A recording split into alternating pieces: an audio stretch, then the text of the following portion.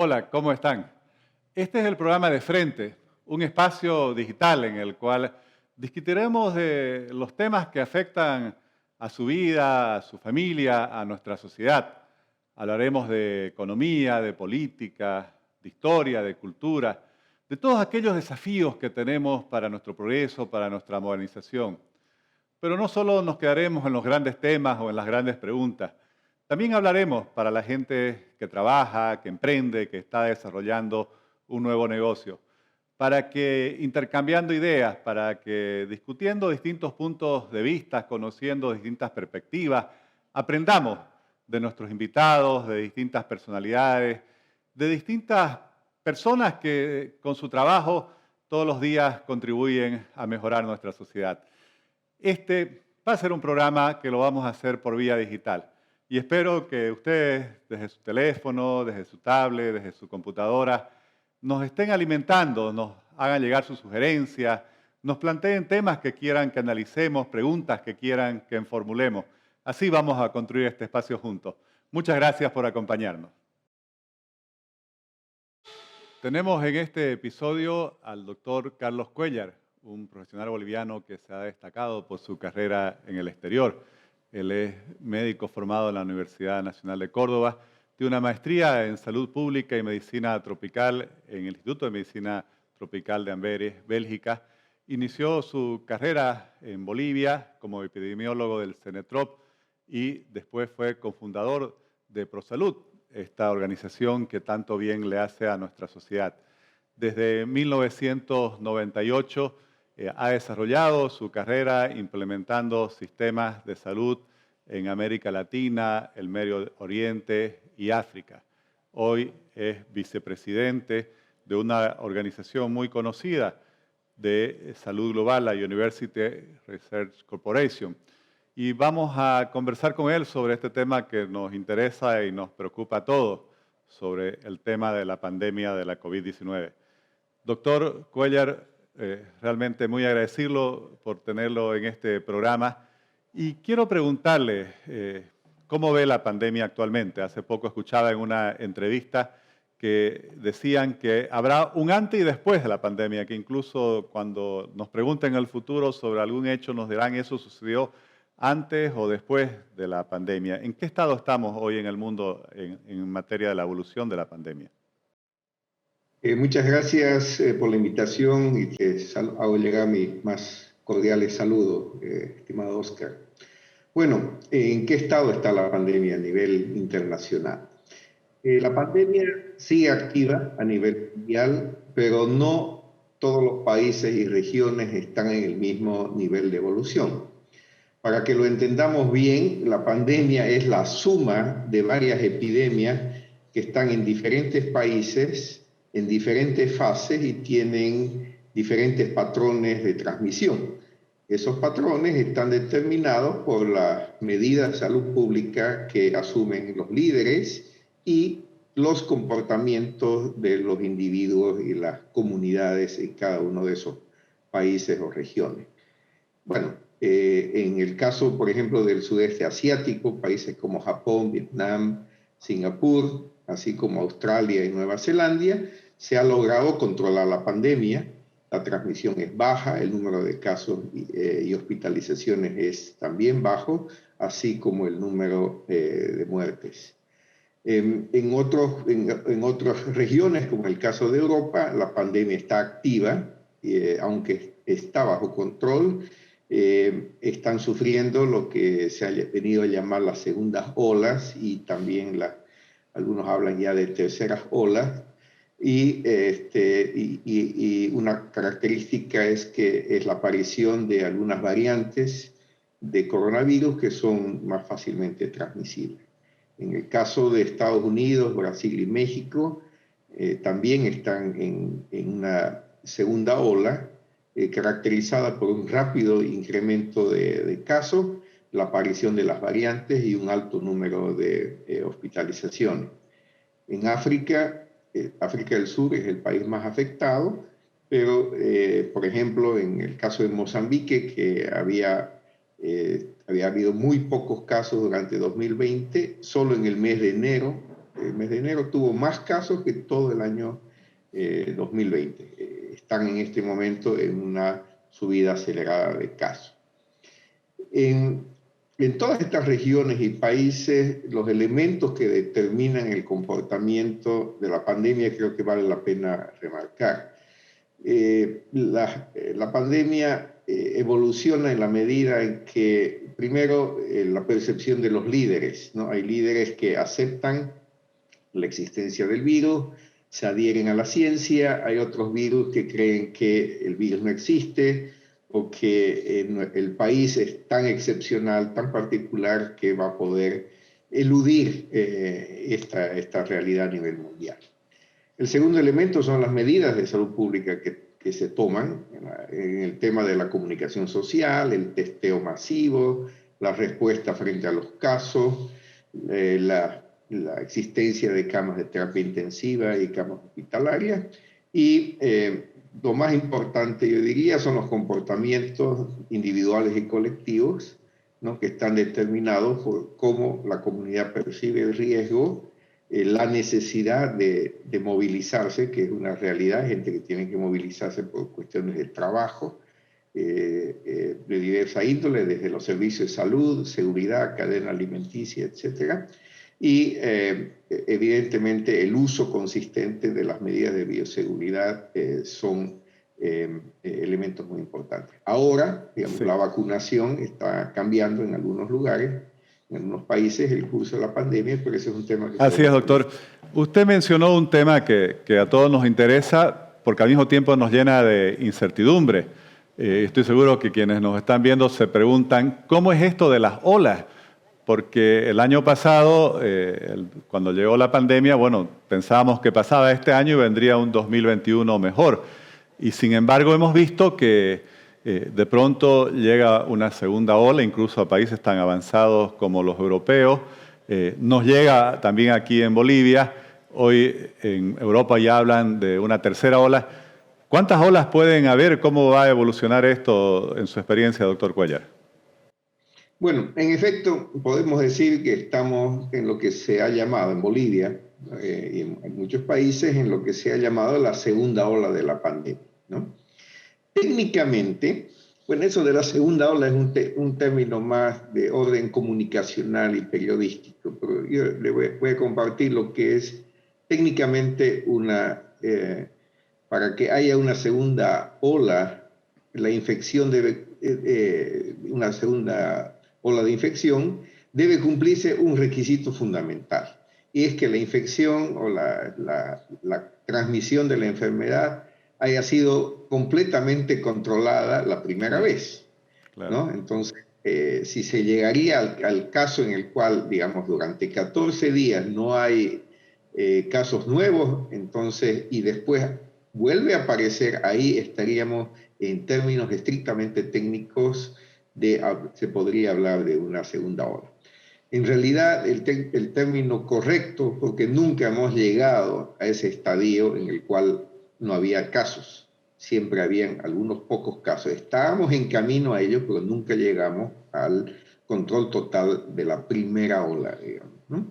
Entonces, el término correcto es un rebrote. Lo que tenemos es un rebrote severo, ¿no? De una primera ola que nunca se controló completamente. Pero en términos comunicacionales, sigamos con el concepto de que, como la gente lo ha entendido, que estamos en una segunda ola y para entender si va a haber o no una tercera ola, ¿no? Lo más importante es saber que depende de nuestros comportamientos. No hay otra realidad que esa, ¿no? Los países que creyeron haber vencido la enfermedad y que relajaron sus medidas cuando empezaron a bajar el número de casos, el número de hospitalizaciones, el número de muertes, y por una serie de fenómenos pensaron que, bueno, esto ya se acabó, la gente también se cansa, es lo que se ha llamado la fatiga de comportamiento, empiezan a relajar las medidas de seguridad, empiezan a salir, a reunirse, a exponerse, y ahí es cuando aparece, digamos, un rebrote de la enfermedad. Perdón, Eso es lo que ha esa pasado justamente era la en inquietud que muchos yo casos. tenía y estoy seguro que todos los que nos están viendo en Bolivia. Bueno, ¿cuáles son las perspectivas de la pandemia para Bolivia en este 2021? ¿Cómo usted ve que viene la evolución de la pandemia? Bueno, yo diría que la evolución de la pandemia va a depender primero de nuestros comportamientos. Creo que lo más importante es el continuar con medidas preventivas y, digamos, manejar nuestra exposición a los riesgos. Hay elementos que podrían hacer recrudecer la infección, como es el caso de las campañas electorales, las mismas elecciones, aunque en lo personal yo le temo más a las campañas electorales que al mismo proceso, el día del proceso electoral, que generalmente se cumplen las medidas de bioseguridad de una manera, digamos, como se lo hizo en el año pasado, ¿no? Entonces, la perspectiva es que hay un riesgo que nosotros como comunidad, como nación, como pueblos, debemos estar conscientes y que hay que acelerar el tema de la vacunación. Hay que también continuar con un proceso de vigilancia epidemiológica, porque el riesgo de la importación de casos nuevos de otros países es real. No es para decir que vamos a controlar absolutamente o prohibir la entrada de personas, pero debemos tener protocolos que nos aseguren que estamos sabiendo qué es lo que está sucediendo y actuar cuando al inicio de cada rebrote. No esperar a que se instale la ola para querer tomar medidas que ya son, yo diría, extemporáneas. Sí, doctor. ¿Y qué cambia con la llegada de las vacunas? ¿Es realmente una solución? ¿Es inmediata o en qué plazo? Hay que seguir teniendo justamente esos cuidados que usted mencionaba. Creo que es importante porque quizás uno de los peligros que tenemos es que haya una flexibilización con la llegada de las vacunas que en los cuidados, en la prevención, que nos impida realmente encontrar la solución que buscamos. Bueno, las vacunas yo creo que es la medida preventiva que al final va a lograr el objetivo que es de aumentar la inmunidad colectiva y hacer caer el número de casos. De la manera como uno tiene que entender, como dice, hay que conocer al enemigo, ¿no? Con el que uno está lidiando. En este caso, el virus. El virus tiene una misión, que es la misión de sobrevivir. Entonces, el virus trata de adaptarse a las situaciones y hacerse más transmisible cuando se le hace más difícil de poder contagiar a otros. Entonces, esta es una carrera contra el virus, ¿no? Yo creo que mientras más rápido se vacune, la vacuna es una solución. Sin embargo, ¿no? Para que esa solución funcione, se tiene que alcanzar un número mágico, y el número mágico es 70% de la población que tenga inmunidad, sea inmunidad por haber tenido la infección o inmunidad por la vacuna, para que eso haga que ya para el virus sea muy difícil poder reproducirse. Sin embargo, hay que seguir las normas básicas de seguridad. No es decir, yo me he vacunado, tengo mis 2 dosis y ahora me voy a ir a la calle sin barbijo a exponerme. No, no es así. Uno tiene que mantener, como gobierno, como país, tenemos que seguir la vigilancia epidemiológica, nuevos casos, y como, digamos, en el caso de Bolivia, tenemos que desarrollar la capacidad de hacer la vigilancia genómica. La vigilancia genómica significa determinar qué virus somos los que tenemos, qué variantes tenemos en el país, para conocer y para actuar y estar, digamos, aportando a nivel de la comunidad científica internacional, pero también internamente saber cuáles son las variantes que están predominando en nuestro país. Esa información que yo sepa no la tenemos, pero es una necesidad. En resumen, vacunación se mantienen, sí, y es muy positivo. Segundo, se mantienen las medidas de bioseguridad hasta alcanzar el 70% digamos, y ver objetivamente que los números de casos se reduzca y las hospitalizaciones y las muertes.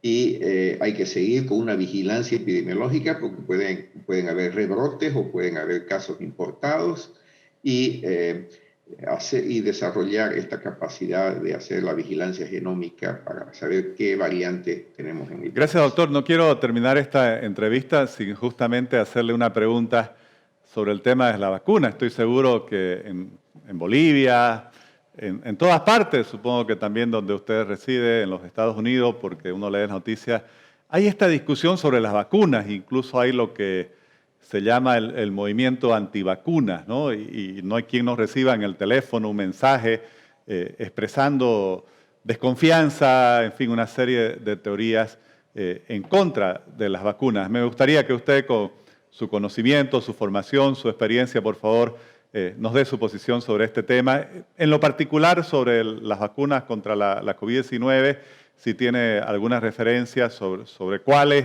ponerse y cuál es la actitud que debemos tener frente a ellas. Bueno, las vacunas tienen el gran potencial de acelerar el fin de la epidemia. Yo creo que es la mejor opción que tenemos. La otra opción es la opción que no queremos. La otra opción es llegar al 70% de personas infectadas con inmunidad que han tenido que pasar por todo el sufrimiento y digamos, todo el alto costo de vidas que le costaría a la humanidad llegar a ese número. O sea,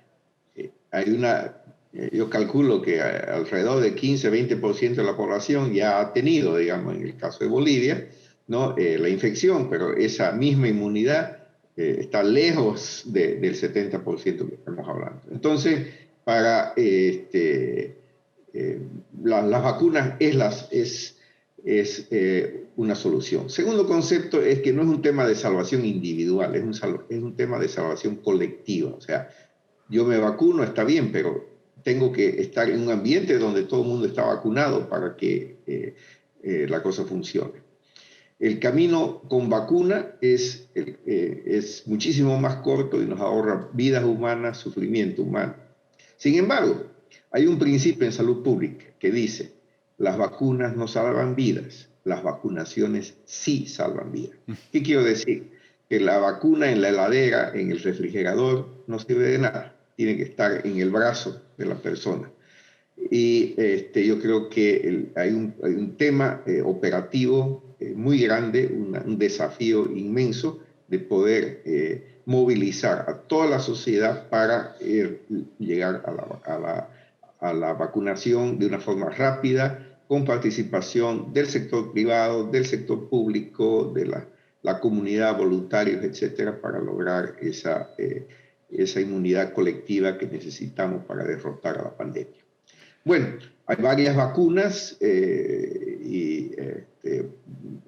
con diferentes, digamos, tecnologías, y todas las vacunas aprobadas por la OMS, la Administración de Alimentos y Drogas de los Estados Unidos, la Unión Europea, son seguras y confiables. Hay evidentemente muchas noticias falsas, tendenciosas, originadas por movimientos antivacunas que comenzaron hace unos años, pero que yo creo que están basados en elementos que no son científicos, en rumores, en creencias de que las vacunas son para que la gente o empresas se llenen de dinero, o que esa es la forma que va a dañar a la humanidad. Bueno, muchas teorías que no me voy a referir.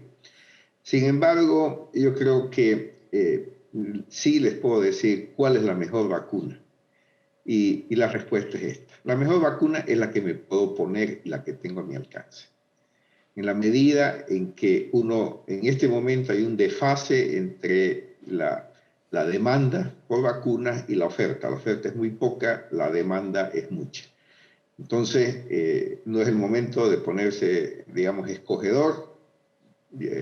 Todas las vacunas que han sido aprobadas por las organizaciones que he mencionado son seguras y confiables y tienen la eficacia que se necesita para que logremos la cobertura de vacunación, para que tengamos inmunidad colectiva que necesitamos para recuperar la normalidad en todo sentido, en la vida económica, en las relaciones individuales, y que tenemos que verlo como, repito, que no es un tema de salvación individual, es un tema de salvación colectiva para que esto sea historia y ya no más una realidad. Eso es lo que buscamos. Muchas gracias, doctor Cuellar. Realmente estamos muy contentos de haberlo tenido en este primer episodio del programa De Frente. Estoy seguro que para todas las personas que nos han estado siguiendo por las redes sociales, las explicaciones que usted nos ha dado han sido muy esclarecedoras, nos ayudan a despejar muchas dudas y también nuevamente felicitarlo por toda esa trayectoria profesional de la cual los bolivianos podemos estar muy orgullosos. Un saludo y un abrazo.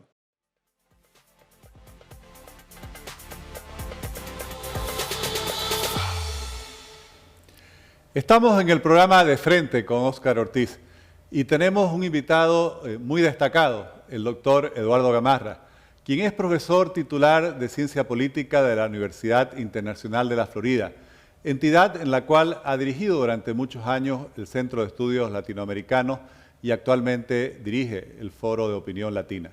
El doctor Gamarra es autor de muchos libros sobre América Latina, la política internacional y los distintos temas de la región, en la cual también ha asesorado a muchos gobiernos. Además, es un compatriota nuestro que se ha destacado en el exterior. Le agradecemos mucho, doctor Gamarra, por estar en este programa De Frente con Óscar Ortiz. Un placer estar con ustedes, Óscar, y particularmente contigo, y pues obviamente te deseo mucha suerte en esta nueva faceta de tu vida. Gracias nuevamente. Doctor Gamarra, en sus investigaciones, en sus estudios, usted siempre ha tratado el tema de la democracia. Usted reside en los Estados Unidos y todos hemos visto asombrados lo que sucedió con la invasión al Capitolio, con esa toma violenta del Congreso de los Estados Unidos. Me gustaría conocer su opinión sobre estos hechos y sobre las consecuencias que tendrá en la democracia de los Estados Unidos y también en distintas corrientes políticas similares que hay en otros países del mundo. Mira, Óscar, yo creo que como tú bien dices, sorprende que en una democracia consolidada como la de los Estados Unidos, con los años que tiene y con la fortaleza institucional que tiene, que haya sucedido algo como del 6 de enero. Y eso yo creo que es una señal de alerta, ¿no? Que la democracia, por más consolidada que esté, siempre hay que cuidarla, siempre hay que nutrirla y siempre hay que estar alerta sobre las amenazas potenciales que tiene. En el caso de los Estados Unidos en particular, es una explicación larga por qué sucedió, pero en gran medida yo creo que viene precisamente del problema central que tenemos de cuando ciertos sectores importantes de la población se desvinculan y se sienten completamente defraudados del sistema, cuando sienten que los partidos ya no los representan y cuando sobre todo, y esto es lo fundamental, cuando dejan de confiar en sus políticos y en esas instituciones a las que me refería anteriormente. Esto envía una señal muy fuerte, sobre todo a América Latina, donde la democracia ha sido mucho más difícil de institucionalizar, la democracia liberal me refiero, la democracia representativa, ¿no? Porque en gran medida en América Latina hemos definido democracia quizás de una manera muy simple, solo pensando en elecciones y no en la otra dimensión de la democracia representativa, que es cosas más constitucionales como la separación de poderes y la independencia de poderes, particularmente el poder judicial. Entonces, en el contexto actual, donde hay una tendencia muy fuerte en América Latina hacia lo que algunos autores llaman democracias iliberales y algunos otros las llaman autoritarismos competitivos, ¿no? donde se permiten elecciones entre varios partidos, etcétera, pero donde de alguna manera siempre sabemos quién va a ganar.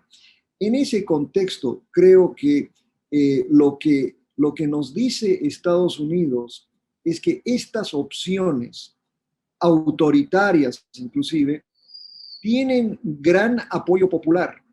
Eso no las hace democráticas.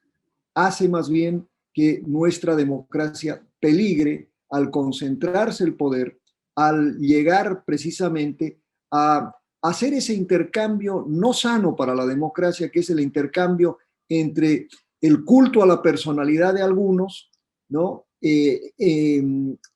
Contrario, ¿no?, a la lógica institucional, a la lógica constitucional, que es la base de la democracia representativa. Me queda como algo muy importante realmente la reflexión que usted nos hace de cómo la democracia siempre está amenazada y hay que seguir trabajando por ella, hay que seguir fortaleciéndola. Para quienes nos están viendo por las redes sociales, recordarles que este es un espacio digital y que por favor nos hagan llegar a través de nuestras redes sus sugerencias sobre temas, sobre distintos problemas que quieran que analicemos, para que vamos construyendo juntos este programa entre ustedes y nosotros. Doctor Gamarra, hay un nuevo gobierno en los Estados Unidos. ¿Qué opina usted sobre cuáles van a ser las principales características de la política exterior de la administración Biden hacia Latinoamérica? ¿Va a haber continuidad? ¿Qué va a cambiar? ¿Qué viene en esta relación, doctor Gamarra? Si por favor pudiera comentarnos con esa experiencia que usted tiene. Mira, yo creo que, y no para parecer demasiado partidario, ¿no? Porque no me corresponde ese rol, pero de alguna manera pienso que el presidente Biden es como que el hombre ideal para este momento, ¿no? No solo en lo que respecta a política internacional, pero en lo que respecta a política nacional, dada la polarización de este país, y sobre todo dada la tendencia en política internacional que hemos tenido durante los últimos 4 años hacia la personalización de la política internacional. Algo que es muy importante, que creo que lo entiende un público sofisticado boliviano, es que en Estados Unidos este país siempre se caracterizó por una continuidad en su política exterior. Podía haber un cambio de republicanos a demócratas, pero la política internacional era básicamente única. Había, por ejemplo, era muy difícil ver un desfase, inclusive entre individuos que eran tan opuestos como George Bush y Barack Obama.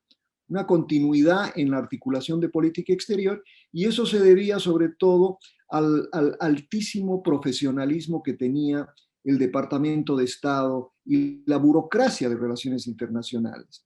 Entonces, lo que vimos en los últimos 4 años a través de la personalización de la política, el despido masivo de funcionarios en el Departamento de Estado, la renuncia masiva de aquellos que no fueron despedidos, ¿no? Y la incorporación básicamente de gente con orientación más política, e inclusive con una dosis altísima de nepotismo, ¿no? El yerno y la hija articulando, por ejemplo, la política hacia México, la política hacia el Medio Oriente. Entonces, el presidente Biden tiene como tarea fundamental reprofesionalizar la política exterior.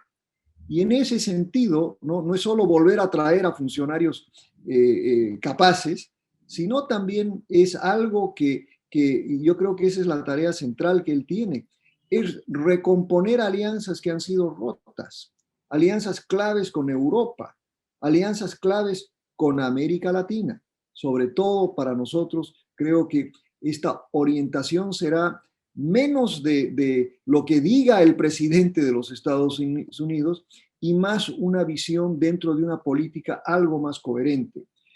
Un retorno quizás a esas épocas donde USAID era una clave de la política internacional en asistencia al desarrollo, por ejemplo, pero también una tendencia hacia el multilateralismo, ¿no? O sea, en gran medida es trabajar, por ejemplo, con Europa para responder a algunos casos difíciles como Venezuela, Cuba, Nicaragua, etcétera, pero también como componente central de todo esto el tema de derechos humanos. Y por eso pienso que hay un mensaje importante para la región. Esto no quiere decir que el gobierno del presidente Biden vaya a pactar, digamos, con los gobiernos neopopulistas, democracias iliberales o autoritarismos competitivos, sino más bien que haya un enfoque multilateral basado sobre todo en la defensa de los derechos humanos. ¿Y cuáles son las perspectivas que usted ve a la futura relación entre los Estados Unidos y Bolivia? Ambos países tenemos nuevos gobiernos, la administración Biden en los Estados Unidos, el MAS retoma el poder en Bolivia con Luis Arce en la presidencia. Los Estados Unidos son un país en el cual viven cientos de miles de bolivianos y obviamente para quienes vivimos en el país esta relación es muy importante, sobre todo debiera ser muy importante desde el punto de vista de crear oportunidades económicas. Me gustaría conocer su opinión, pero también, ¿qué sugeriría usted de cómo llevar adelante esta relación en los próximos años? Yo creo, y viendo esto de manera obviamente muy temprana, porque ambas administraciones están relativamente nuevas, ¿no?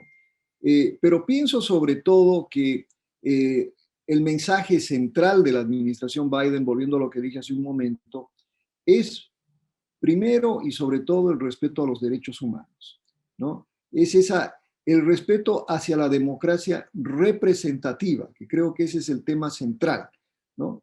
Entonces, en ese sentido, creo que un mensaje importante para un gobierno como el boliviano es, sobre todo, ¿no?, respetar la constitucionalidad, el debido proceso, respetar obviamente la pluralidad que tiene el país, a pesar del mandato tan grande que tuvo el presidente Arce en la elección, ¿no? Yo creo que el gran mensaje es que también debe haber un respeto fundamental a aquellos otros partidos e individuos que participaron en la política.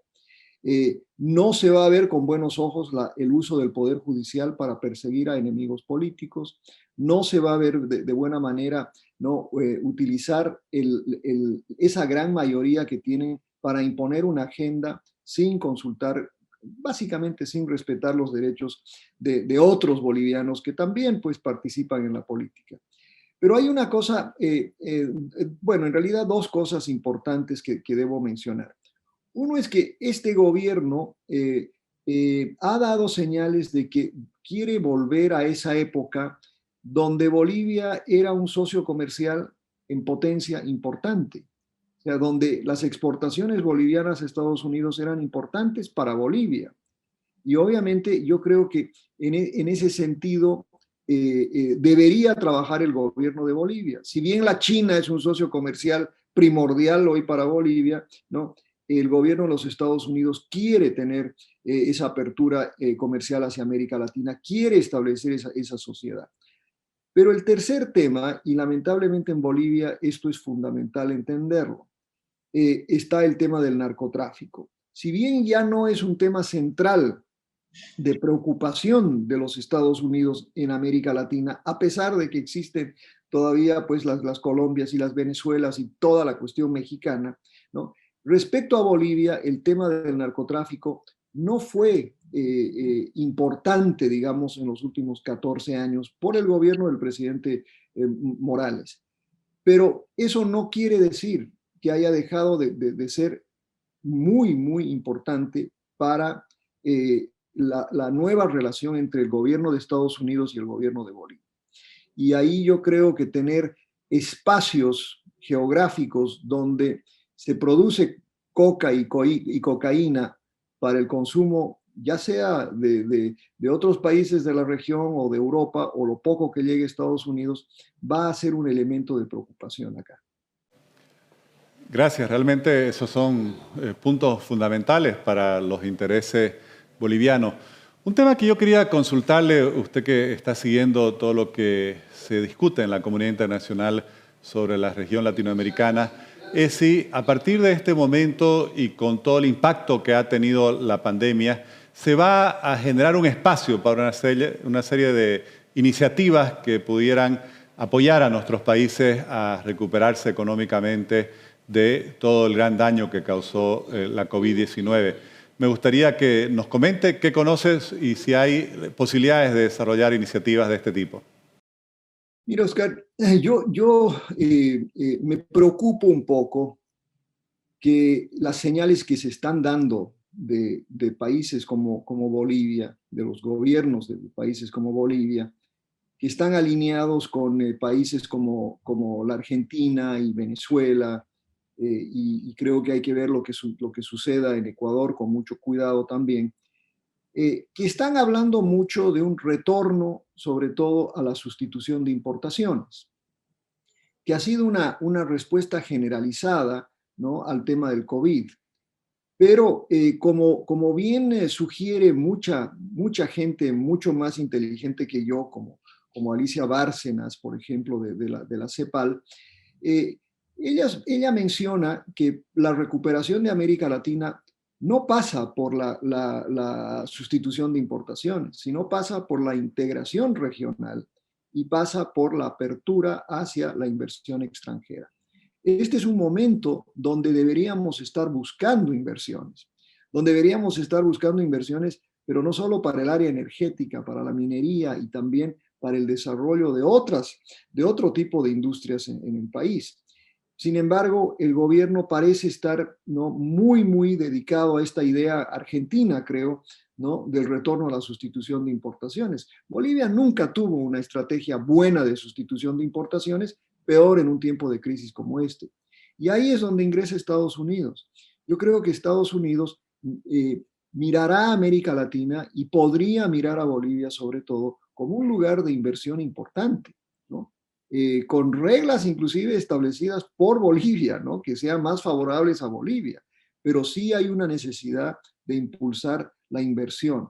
Y creo que en ese sentido, lo que preocupa mucho es que Bolivia se haya orientado tanto hacia la China, hacia las inversiones chinas, que pues hay mucho cuestionamiento sobre la naturaleza de esas inversiones y las consecuencias para el país. O sea, vamos a hacer sustitución de importaciones, pero vamos a permitir inversión china. Eso también es un poco contradictorio, ¿no? Pero en todo caso, creo que es un momento importante para gente, sobre todo del sector privado en Bolivia, que vuelvan a pensar en esas posibilidades de exportar a Estados Unidos y hacer sociedades inclusive con socios norteamericanos. Estoy seguro que todos quienes nos han estado viendo en esta entrevista van a coincidir que realmente esta conversación con el doctor Eduardo Gamarra ha sido interesantísima y sus puntos de vista son muy valiosos. Realmente, doctor Gamarra, le estamos muy agradecidos por haber sido parte de este programa de Frente con Óscar Ortiz, compartir sus ideas y opiniones con nosotros. Muchas gracias. Gracias a ti, Óscar, y mucha suerte con este proyecto. Gracias.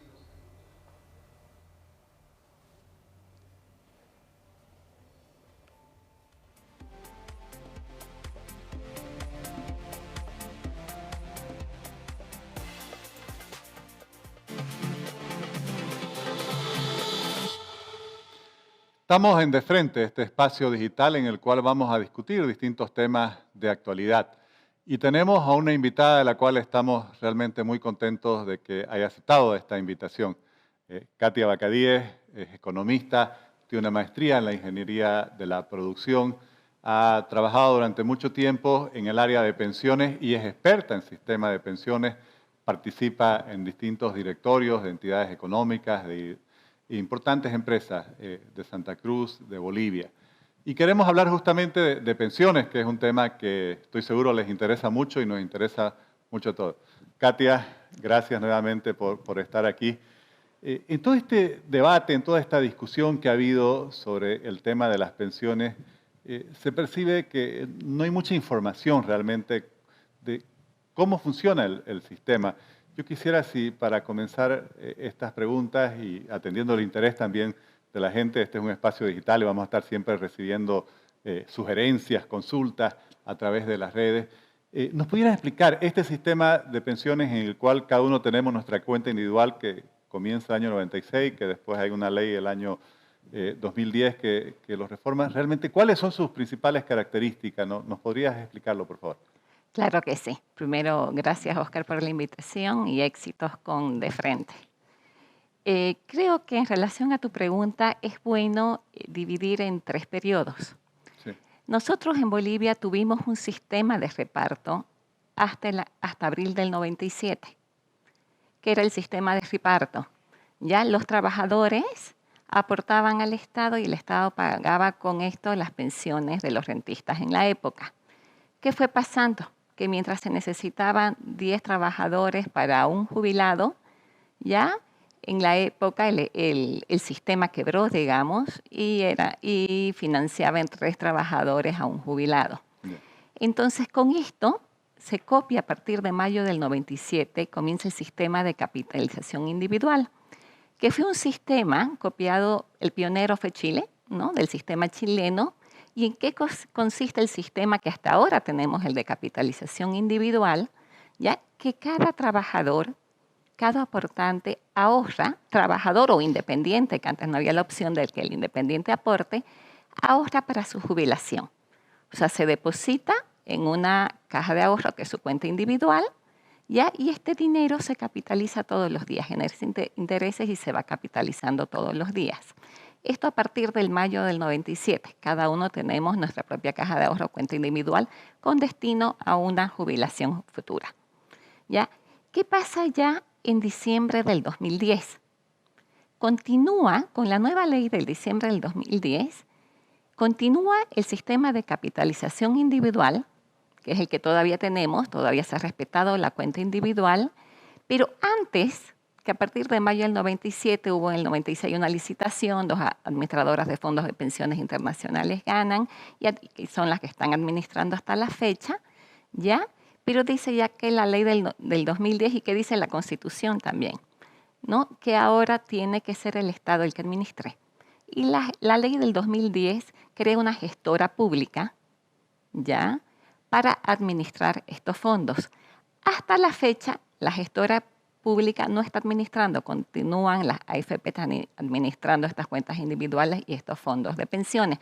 No se ha terminado de reglamentar la ley, Yeah. pero continuamos con nuestra cuenta individual. Perfecto. Y ya lo que yo quisiera, y estoy seguro que quienes nos están siguiendo por las redes se preguntan realmente, ¿qué pasa con el dinero? Todos los meses, obviamente en el sector formal, porque esto no llega a quienes no tienen un empleo formal, tanto el empleador como el trabajador realizan aportes al sistema de pensiones. ¿Cómo se invierte eso? ¿Dónde va? ¿Dónde está el dinero boliviano? Si podrías darme una idea cuánto se ha acumulado en todo este tiempo, cómo está más o menos distribuido en sus inversiones. Eso es interesante. A partir del mayo del 97, que es cuando comienza el sistema de capitalización individual administrado por las AFPs, hasta la fecha, llevamos casi 24 años en mayo, se ha ahorrado y ha generado un ahorro de $21.000 millones en fondos de pensiones. $21.000 millones. Sí, estamos hablando entre el aporte más la rentabilidad capitalizada que ha generado. Este dinero, que estamos hablando más del 50% del Producto Interno Bruto boliviano, ¿no es cierto? O sea, para Bolivia es realmente representante.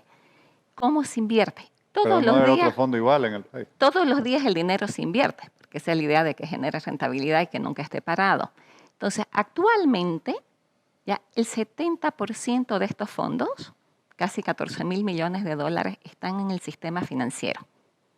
60% en entidades bancarias y un 10% en entidades no bancarias. Pero un 70% están en el sistema financiero. Un 20% está en títulos del Tesoro, que cuando empezó el sistema era un 70% en títulos del Tesoro, ahora estamos con solo un 20%.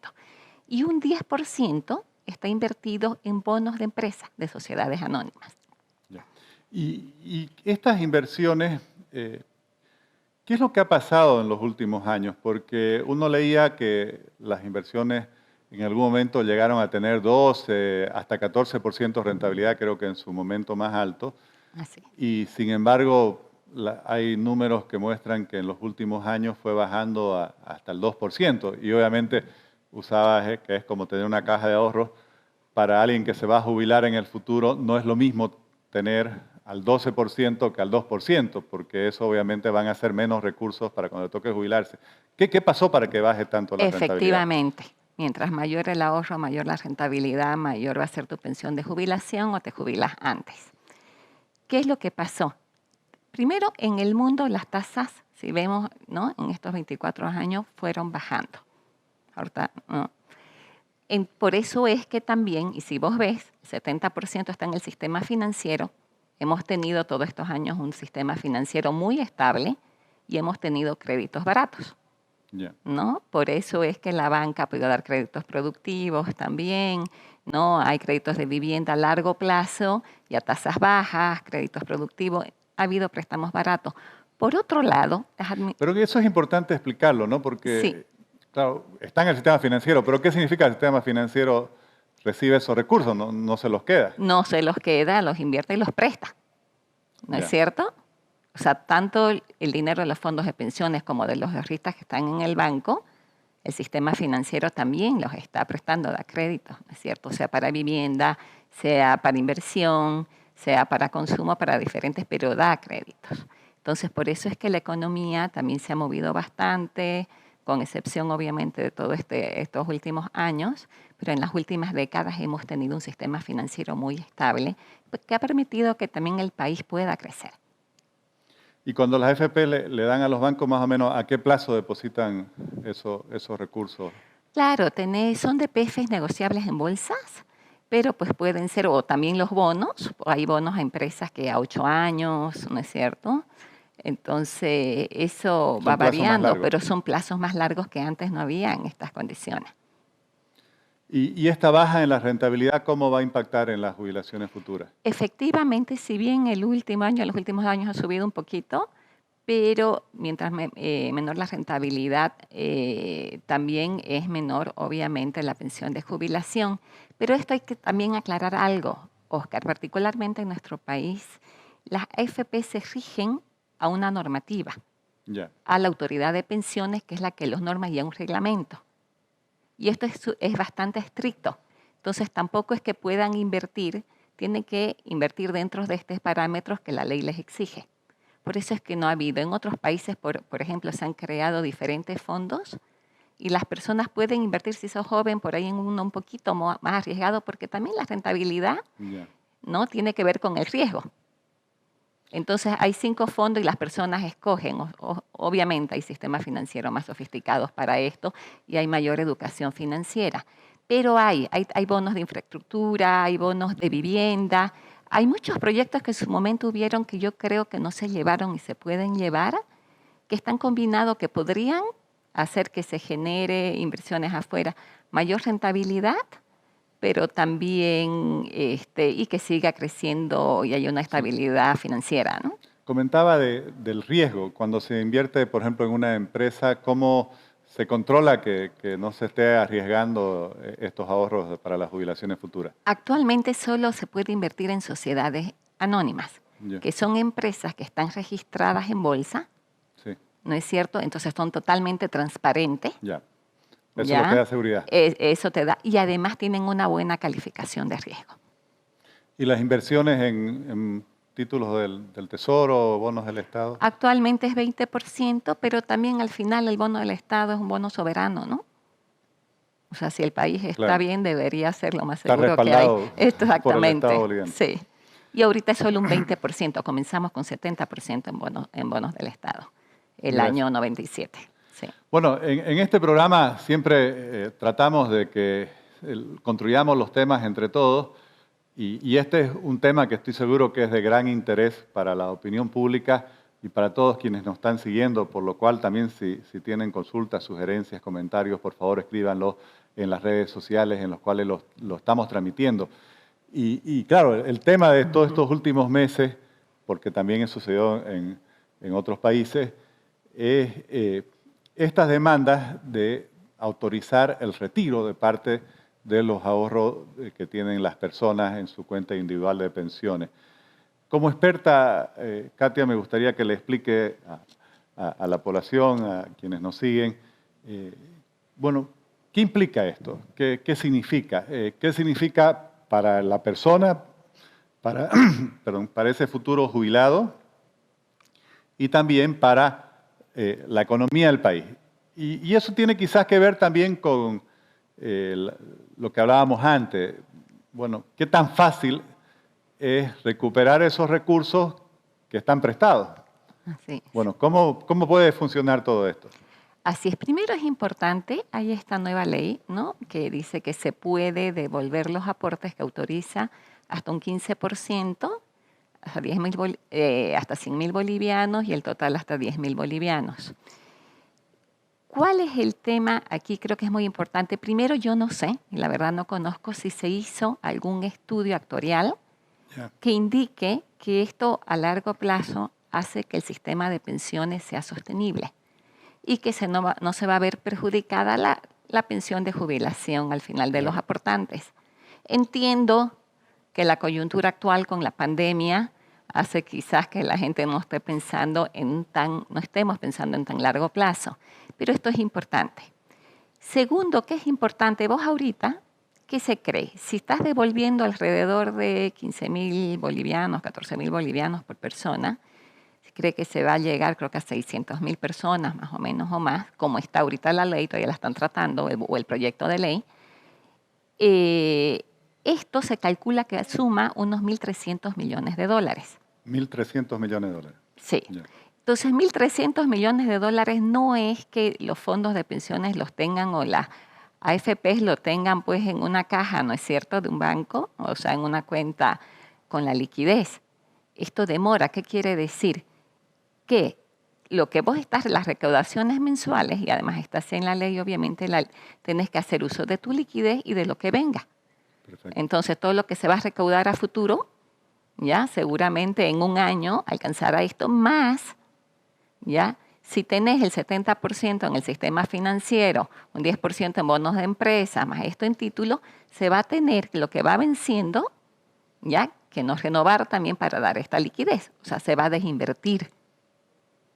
Y vos estás sacando, vas a tener a corto plazo un movimiento en la economía para consumo. Porque la gente que va a tener menos de 15.000 bolivianos, ¿no es cierto? No es que va a ser una inversión, algunos sí, digamos, empresas, pero no va a haber mucho para inversión. O sea, se va a mover la economía para consumo. Pero por otro lado, las empresas que emitían bonos ya no lo van a poder hacer, ¿no es cierto? No va a haber dinero para invertir. Por otro lado, los créditos bancarios también, ¿no? El sistema financiero se va a ver limitado en su liquidez. Y yo creo que una fortaleza que en las últimas décadas ha tenido nuestro país ha sido el sistema financiero estable. Entonces hay que tener, a mi parecer, mucho cuidado con esto. Ahora, comentabas 1.300 millones de dólares y claro, yo supongo que si aprueban la ley y aprueban el reglamento, todos los posibles beneficiarios, hemos visto que todavía hay descontentos porque hay ciertas limitaciones, van a querer un cierto periodo de tiempo poder recuperar esos recursos. Así es. Sin embargo, las AFPs, por lo que conozco, recaudan entre 80 y 100 millones de dólares, digamos 600 millones de bolivianos en promedio, por mes. Entonces, estamos lejos de los 1.300 millones de dólares.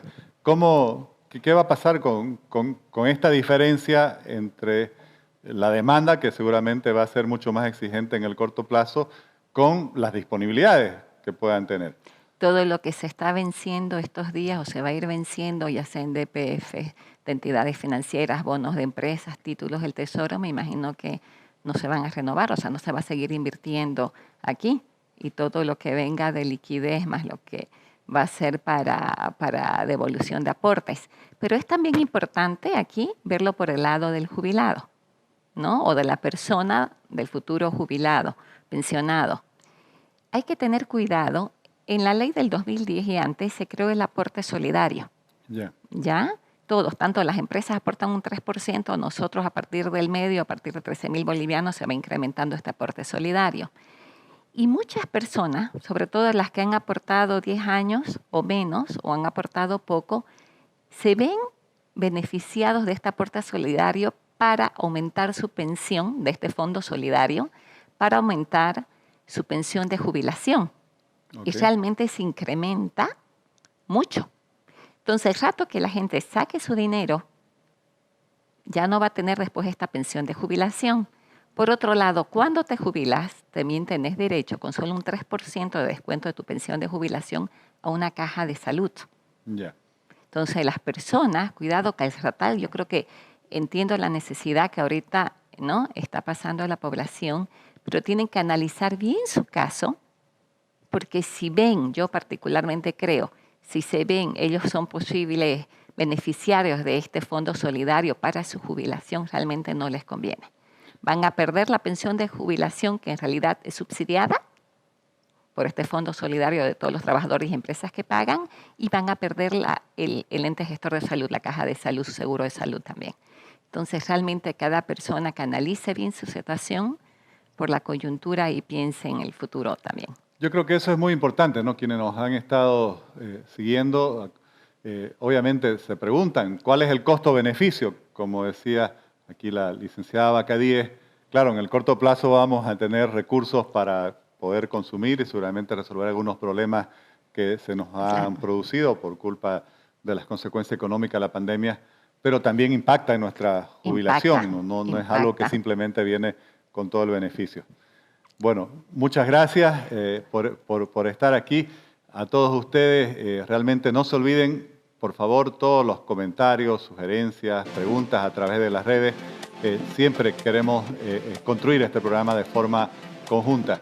Gracias nuevamente, gracias realmente muy honrado por su presencia. Gracias por la invitación. Gracias.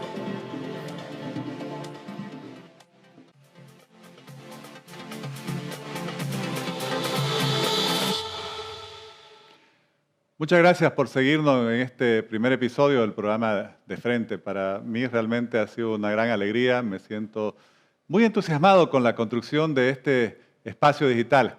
Y como comentábamos al principio, espero que lo hagamos juntos para que nos hagan llegar, por favor, sus preguntas, sus propuestas o sus sugerencias sobre los temas que quisieron que tratemos en los próximos programas. Hoy tuvimos 3 invitados muy importantes. Con Eduardo Gamarra comentamos sobre todo lo que pasó en los Estados Unidos. Él es un experto en política internacional. Y me quedo con 2 ideas fundamentales. Una sobre la democracia, que él dice, incluso en un país como los Estados Unidos, que tiene la democracia más antigua del mundo moderno, las instituciones hay que cuidarlas, hay que velar por ellas y hay que trabajar permanentemente para que se fortalezca la democracia. La otra idea que tiene que ver con esa relación entre los Estados Unidos y Bolivia. En ambos países tenemos nuevos gobiernos. Y yo creo que la gran disyuntiva que existe para el gobierno de Luis Arce es si va a seguir con esa política ideologizada, sometida a los dictados de otros países y va a sacrificar el interés boliviano, o va a buscar desarrollar una relación más allá de las diferencias ideológicas que pueda tener con los Estados Unidos, que priorice el tema de las inversiones, el desarrollo del comercio, la construcción de oportunidades para todos nosotros y obviamente también las mejores condiciones de vida para quienes vivimos en el país y para quienes tuvieron que emigrar a los Estados Unidos. Con el doctor Carlos Cuéllar comentamos sobre este tema que nos tiene a todos en vilo, que es la COVID-19. Yo mismo he sido un enfermo y soy un sobreviviente de la COVID-19 y obviamente es algo que nos preocupa a todos, porque nos preocupa lo que va a pasar con nuestras familias en materia de salud y también lo que va a pasar con la economía. El mensaje del doctor Cuéllar es muy importante. Obviamente, cuánto dure la pandemia, cuán graves sean estos rebrotes, depende de todos nosotros, depende de los cuidados que tengamos, de la prevención que asumamos. Las vacunas, él dice, son la solución, pero no reemplazan la prevención que debemos seguir teniendo. Y obviamente, como él también lo mencionó, necesitamos gobiernos que asuman la gravedad y no nieguen las consecuencias de la COVID-19 y actúen en consecuencia. Con la licenciada Katia Bacadíez, una destacada economista boliviana, experta en pensiones, creo que tenemos mucho más claro cómo funciona este sistema de pensiones. un sistema en el cual todos los meses los recursos que aportan nuestros empleadores, que también se descuentan a nuestros ingresos, van a las AFP. Las AFP los invierten principalmente en los bancos, en el sistema financiero. Los bancos a su vez lo prestan y con esos recursos es que se han dado los préstamos de vivienda, los préstamos de desarrollo productivo, van a la economía. No está claro todavía esta autorización de retiro parcial de los ahorros que cada persona tiene en sus cuentas individual. ¿Cómo van a hacer para que estén disponibles esos recursos? Porque están prestados. Habrá que ir desarrollando ese proceso. Pero también la licenciada Vaca Díaz dejaba un mensaje muy importante. Obviamente, tener esos recursos en la mano en el corto plazo le puede beneficiar a cualquier persona, pero cada uno tendrá que evaluar las consecuencias que tendrán sobre su jubilación futura, porque obviamente que van a impactar en las condiciones de esas jubilaciones hacia el futuro. Esto fue De Frente con Óscar Ortiz, este espacio digital en el cual vamos a discutir los temas de la actualidad con distintas personas, distintos expertos. Y vamos a estar sobre todo pendientes, atentos a todo lo que ustedes nos escriban por las redes sociales. Por favor, construyamos este espacio juntos y siempre vamos a estar leyendo sus comentarios, sugerencias y propuestas sobre lo que quieran que discutamos en los siguientes programas.